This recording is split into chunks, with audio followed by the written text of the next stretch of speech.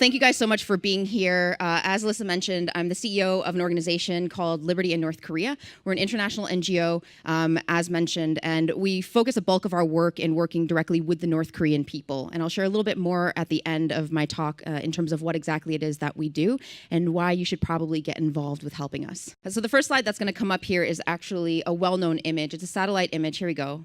Of North Korea. And so this is what the country we're going to be talking about here today. And as you can see, most of this country is completely blacked out. To me, when I see this photo, what it represents actually is the fact that there is tremendous economic and social progress that South Korea has achieved in such a short period of time. And if the conditions permitted, that North Korea too could actually achieve the same type of progress. Because it has the same potential as South Korea. But the conditions don't exist today for that to be possible. And the reason why is because of the government. So instead, 24 million North Koreans today live in one of the most closed and repressive countries. And they face this repressive government that prioritizes absolute political control and regime sustainability at the cost of completely stifling the North Korean people's potential. So, a lot of times people will ask, how is it that the North Korean government has been able to maintain such tight control over such a long period of time? The North Korean government, more than any other authoritarian government throughout world history, has been most successful in being able to maintain control for such a long period of time because of the fact that they place such a high priority and emphasis on controlling the informational and ideational environment inside of that country as a key priority, as a key strategy in order to control the way people behave and what they think. This is how they try to control society. And so as you can see, and as many of you may already be aware, the North Korean people, in terms of their information environment, North Korea is the most closed in the world. The government maintains control by maintaining a monopoly as a single source of information and ideas inside of that country. So, for example, all television and radio sets are set to receive only government broadcasts. There is no internet access inside of that country, with the exception of a few select elite. Phones inside of North Korea, North Korean phones cannot call internationally. They cannot make calls outside of that country. And so these are some of the ways in which the North Korean government has placed such a high priority on controlling the information environment and keeping the North Korean people intentionally closed off from the outside world.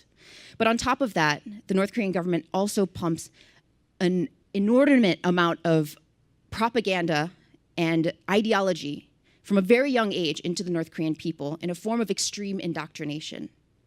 And so because of this, this is how the North Korean government has been able to control North Korean society for so long. In addition, there is a zero tolerance policy for any form of political dissent. And this is enforced through a network of political prison camps inside North Korea.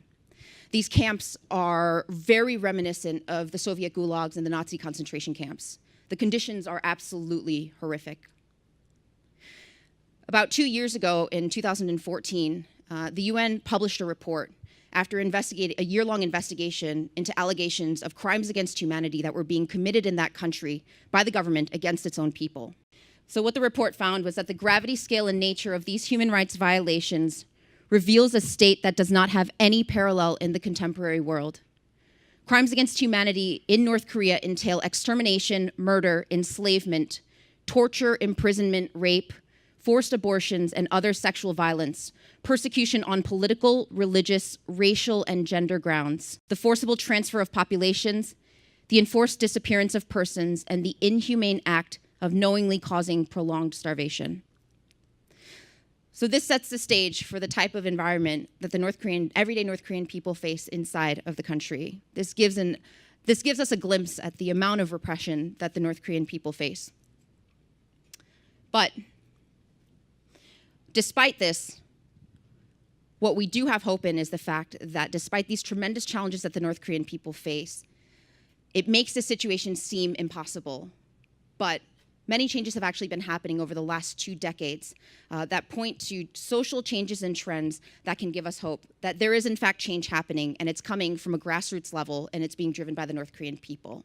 But in order to understand how these changes came about, we have to go back to a very tragic time in North Korea's history in the 90s, when North Korea experienced a severe famine, one of the worst of the 20th century, where it's estimated that up to 1 million North Koreans starved to death in that country. One of those people being Joseph's father, and you'll hear more about his story today. But out of this tragedy emerged an opportunity. And what you saw was the emergence of grassroots markets. People decided as a survival mechanism to take matters into their own hands. And they were able to go out and to begin to trade and to get the goods and the things that they needed for themselves and for others that the government could no longer provide for themselves, that the government could no longer provide for them, or that they wouldn't provide for them. So what we saw happening was actually with this grassroots marketization and the proliferation of these markets was actually North Korean people taking matters into their own hands. And before the 1990s, before this famine, what you saw was that the state was central to the North Korean people. It provided everything to the people: information, technology, food, ideology. And then what happened was this shift after the 90s, after the proliferation of these markets, and people being empowered through these markets instead to be able to then access the things that they needed apart from the state. This shift is very significant because these markets became a catalyst for North Korean people, actually, in order to now utilize the markets as also a grounds for which they could then exchange ideas and information and even technologies that were actually helping to accelerate the erosion of ideology of the state. So the markets are very important in terms of some of these changes and social trends that we see emerging over the last 2 decades.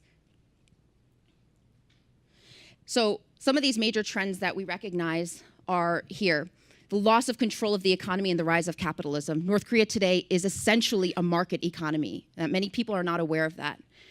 The second is the weakening of North Korea's information blockade and the introduction of unofficial foreign information. Again, the markets became a place where foreign information and illegal foreign media were coming in through devices and through technologies like USBs and DVDs that people were smuggling and brokers were smuggling in and are being traded and are being viewed and shared across the country. The third is widespread corruption, and this corruption is important because it enables all of these things to happen. Fourth is the emergence of human networks outside of government-controlled space and normalized shared disobedience. And this is very important also because there is no civil society in North Korea intentionally as a way in which the government has set up this system within. But as a result of the markets, it gave an opportunity, a platform for people to be able to connect with each other and to develop bonds of trust. And this is also very important. Fifth is the rise of the Changmadang generation. This is the equivalent of North Korean millennials. And they are a whole new generation of young people in this country that have a very different relationship with the government and the state than their parents' generation, because they grew up in a time where they never relied on the state and never received anything from them. And the last is the impact of defectors who have resettled in South Korea but maintain contact with their home communities. So since I don't have time to expound on all of these, what I want to do is actually talk primarily about number 6, the impact of defectors, because this is the key area of work that our organization does. So as a result of many of these challenges that North Korean people face, in addition to the famine that happened in the 90s, we began to really see a flow of North Koreans leaving that country in the mid to late 90s, and they've continued to come out since then. This here outlines the path that North Korean refugees will take in their escape. And you'll see it's a little bit crazy because right below them is South Korea, their final destination, most of their final destinations. But because of the DMZ, one of the most heavily fortified borders in the world, they're not able to cross through that border.